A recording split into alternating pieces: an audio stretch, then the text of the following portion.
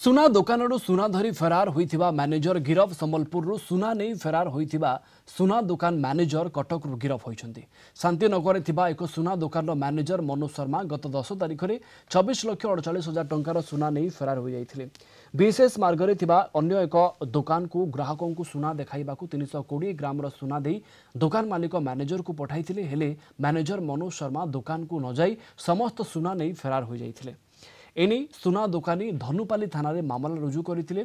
Police manager फेरार घटनार तदंत करी manager को कटक गिरफ करने सहित चोरी सुना को उद्धार करिबारे सफल होइछि। गिरफ करिछि आउ ता पाखरु 5टा चेन मिलला आ गोटे चेन टा से मेल्ट कर देछि जोटा कि सही समान ओजन रो। तेणु आमर जो नहीं था सुनार मूल्य 26,48,846 टंका। तो से सबू गुड़ाक रिकवरी हो जाइए।